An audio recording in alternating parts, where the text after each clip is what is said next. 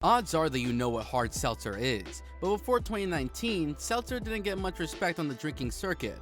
It wasn't until White Claw started infusing this stuff with booze, and ever since it's been no laws when you're drinking claws. That isn't necessarily true, but it's definitely fun to say. So how do you make this mouth-watering and ultimately refreshing blend of sparkling water, fruit flavoring, and alcohol? Join us as we sneak behind the scenes of the White Claw hard seltzer production. Step 1. Selecting the raw materials. Hard seltzer is categorized as a flavored malt beverage, or FMB. There are a variety of ways that you can make this bubbly and tasty drink.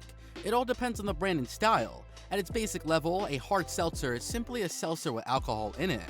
Now, what that alcohol is made out of can differ vastly. The ingredients of White Claw hard seltzer are simple: water, sugar, yeast, and flavoring. However, putting them together correctly is the real challenge.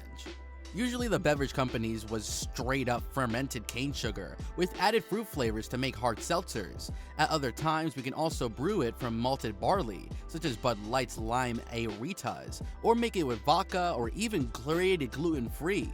That's just how versatile this drink is. Often the producers will use cane sugar or detox and mix it with warm water to create a sugar wash. The typical sugars used for White Claw include sucrose, glucose, agave syrup, honey, and liquid invert sugar, which is a blend of glucose and fructose. The water used in this process has to be kept as close to neutral as possible, with no real distinct flavors. Many breweries achieve this by using a reverse osmosis system, which removes contaminants and microbes from the water. In some cases, they will also use honey as the base. This base is pitched with yeast to begin the most crucial step, the fermentation process. It's best to use natural yeast. This is because it doesn't release a lot of esters or pheromones. That comes in handy for producers when they want a very clean beverage. So the next time you're perusing the aisles at your local grocery store, make sure to snag seltzers over the plethora of wine or beer options, because due to the simple ingredients and low alcohol concentrations, White Claw seltzers tend to have a low alcohol content, somewhere between 4 and 6% alcohol by volume, ABV, and also less sugar. While beer is absolutely loaded with carbs and sodas, contains mounds of sugar, these fizzy delights are a much better option, not to mention that they are refreshing and flavorful alternatives to light beer.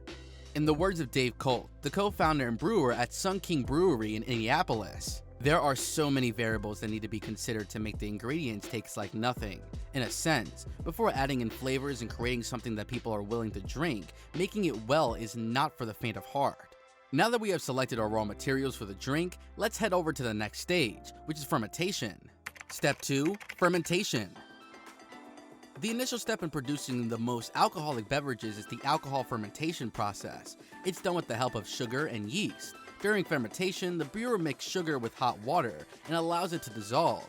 Once the mixture has cooled down, yeast is added to it.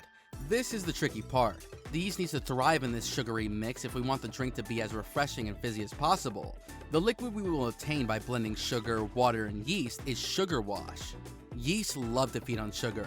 Over time, this yeast colony grows exponentially, and it rapidly converts sugar into alcohol and carbon dioxide, CO2. Once there's no more sugar for the yeast to feed on, the fermentation process will come to an end. However, sugar alone does not provide enough substance for the yeast, so the hard seltzer makes needs to add tasty nutrients to the sugar wash to keep the yeast happy, flourishing, and creates lots of alcohol. So when it comes to yeast, it's up to the brewer to use a good quality and viable yeast strain that has the ability to break down sugars easily. Fermentation is common amongst all brewing brands. However, each manufacturer will choose a different strategy to produce its hard seltzer line. Let's take an example. One brewer might prefer higher alcohol yields or a quicker fermentation process, and another one might want to keep the alcohol yield lower. Now that we're done with the fermentation process, it's time to proceed to the next step. Step 3. Filtration or the scrub. We can ferment a hard seltzer for 2 to 5 days. However, the developing beverage may also have slight discoloration. It might look cloudy or yellow, with a pungent sulfite smell and an awful taste. This is why we need to clean the seltzer or scrub it. For this purpose, we use several different filtration methods.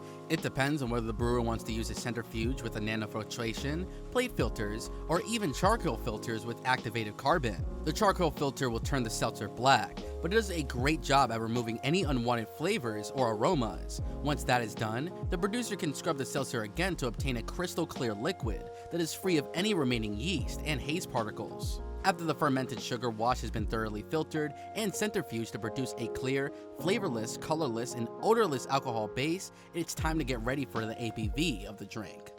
Step 4. Getting the right ABV. In order to get the perfect alcohol by volume (ABV) of seltzer, the producer brews a stronger batch, which is often 10% ABV or higher. After that, the liquid is cut with distilled water to achieve the desired alcohol levels. This is a reason why White Claw is so appealing. With a low carb and calorie count, as well as alcohol by volume ABV that's often around 5%, it makes for a perfect drink when you want to wake up without a hangover the next day. So with an ABV which is lower than many other canned alcohol drinks, White Claw is a great choice for some light drinking in the afternoon. Another point to note here is that a growing number of hard seltzers are swapping the sugar water for a spirit base like vodka to give its drink its signature buzz. Step 5. Add flavor. Flavoring is the key for White Claw. So once we have it fermented, filtered, and distilled the beverage, it's time to infuse it with the zesty spirit of fruits. Since its inception, the beverage has been fused with many flavored fruits for that extra zing. Some producers opt for the real fruit juice, like lemon and grapefruit extract. This gives the hard seltzer very vibrant aromas and some light tropical coloring as well. But most producers usually go for natural flavorings or extracts that mimic a particular flavor. Citrus flavors like lemon, lime, grapefruit, and tangerine are extremely popular. Other flavors include stone fruits like apricot and black cherry, as well as tropical pineapple, mango, and passion fruit. This infusion of fruit juice with alcohol lends perfectly to the bubbly, breezy impressions that White Claw hard seltzer aims to cultivate. Now, if we are using real fruits that will add additional sugars to the beverage, then we need to add a flash pasteurization to the process. It's a very important step to prevent secondary fermentation into the cans. If we don't exercise this extra precaution, it might result in a burst of packaging, and that's just a recipe for disaster. When talking about flavoring the White Claw drink, it's worth mentioning that a unique category of smoothie seltzers also exists. As the name suggests, it consists of adding fruit puree to a hard seltzer base. This will yield a much thicker, creamy beverage. So, once we have achieved that desired flavor profile of White Claw, it's time to bring fizzly bubbles into play. Step 6. Carbonation. The last step in making White Claw is carbonation, and it's a crucial element of hard seltzer. We need to ensure that the beverage is carbonated to a high level. Carbonation is simply infusing spring water with carbon dioxide gas under high pressure to form tiny bubbles that enhance our flavor and make our taste buds tingle in enjoyment. Carbonation adds the general effect of refreshment to the drink, and it makes White Claw all the tastier. So after we have forced carbonated into the hard seltzer, all that is left to do is canning and kegging. Click one of the 2 videos on your screen right now.